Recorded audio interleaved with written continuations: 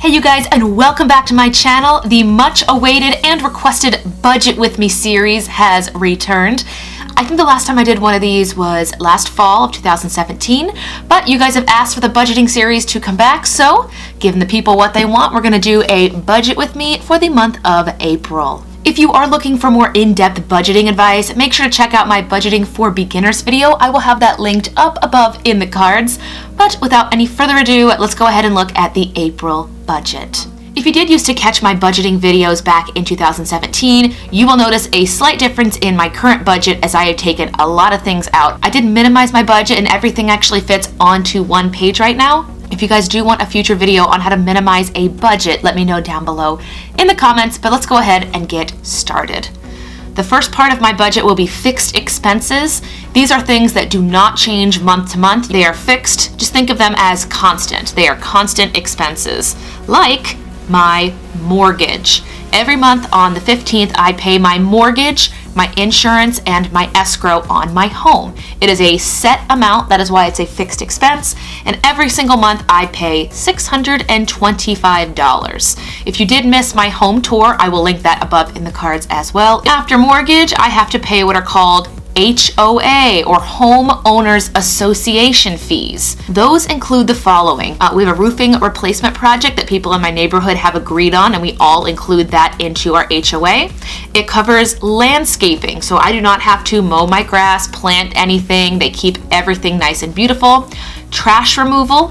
Gas, I do not pay to heat my house. That is included. Well, I do pay it. I paid in my HOA, but I don't have to pay a separate monthly bill. My water and my heat. All of these 5 components, roofing replacement, landscaping, trash, gas, water, heat, all included in my Home Owners Association fees. Next on my list is electric. Sometimes this is more, sometimes this is less, but it is right around the $50 mark.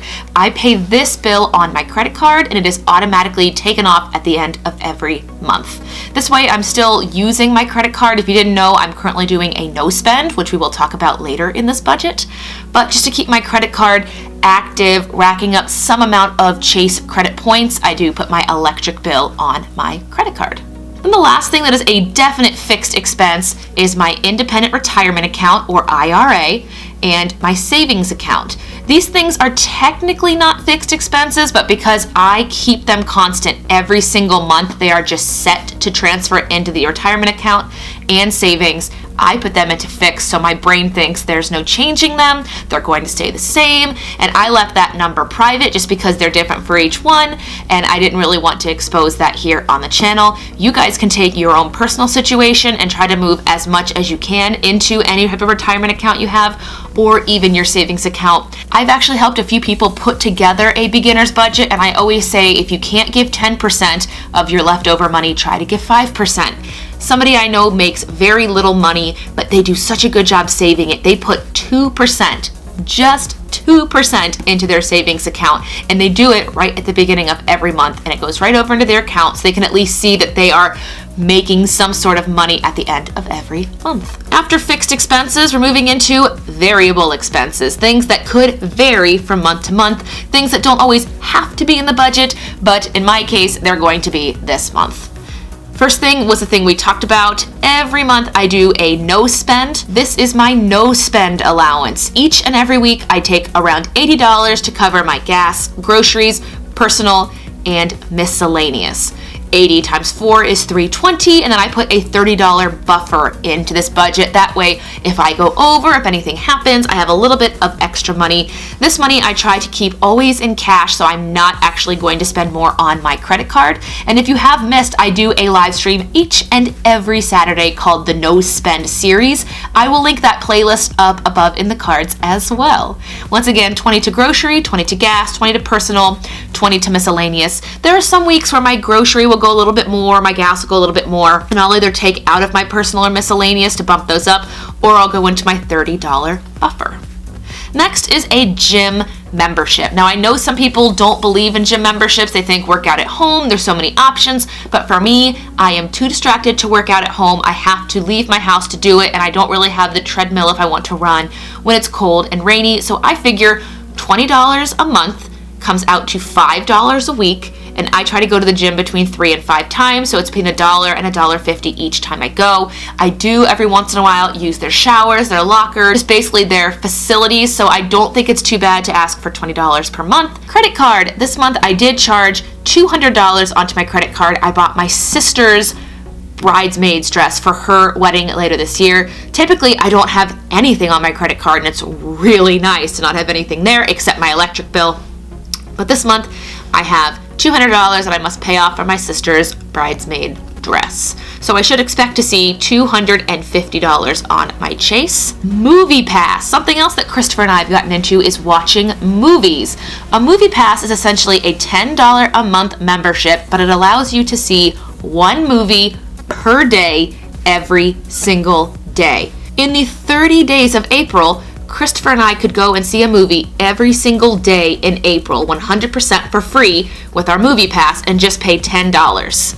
We have seen so many more movies. He's more of a moviegoer than I am, but I decided to jump on the wagon. This video is not sponsored by them, but if you do want more information, I will link that down below in the description box. And next is kind of a to be determined component of this month's budget.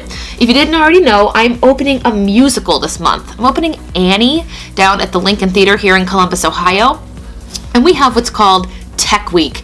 It is essentially where every night until we open, between 5 or 6 p.m. until 11 or midnight, we are in the theater, we're running the show, we're trying the makeup, trying the costumes, trying the microphones, working with the band or the orchestra. And in this case, we have a lot of children because it's Annie.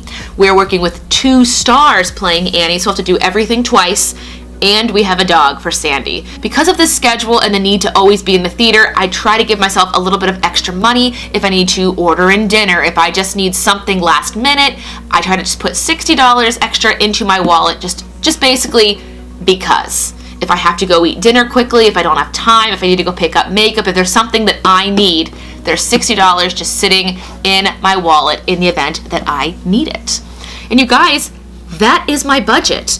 Again, if you watched my budget with me last year in 2017, this was a much longer list. I have really tried to cut back, but I still keep a few fun things, like the Movie Pass I don't necessarily need, but it just keeps a good quality of life that, me and the fiance can go see a movie anytime we want. And then the gym membership, some people might say, you're not making a lot of money, why on earth would you keep a gym membership? But for me, it helps keep me from getting depressed, lets me feel like I'm working towards my personal health and goals. So $20 a month, $5 a week is nothing to give when it comes to your health. If you are debating getting a gym membership, if you can find something in the $20 a month realm, I definitely say go for it. And one other component you don't see here because I'm not doing it this month is donation. I do try to give to various charities throughout the year. April will not be that month. It is tax season, by the way, but for me, donating happens mainly throughout the summer and fall, just depending on what charities I like. I also do volunteer my time to sing and perform at a bunch of different summer charities, whether it be Nationwide Children's Hospital or any of the big major theater companies in town that want to raise money for their season. I do put a little bit of extra time and money down here for those things. But this is it. This is my monthly budget for April. And again, I haven't done these in a really long time, so if there's anything I'm missing or that you want to see, or any other channel that does a great job showing a budget with me, please let me know down below in the comments. I would be forever grateful to know. If you do like these videos and want to see more of them, let me know by giving this video a thumbs up. And if you're watching this unsubscribed, click that little subscription button. It'll update you each and every time I upload a video. If you are also doing a budget with me, send me a picture on either Twitter, Facebook, or Instagram, or let me know down in the comments what you are saving for this spring. Anyway, thank you guys so much for watching this video, and I will see you in the next one. Bye!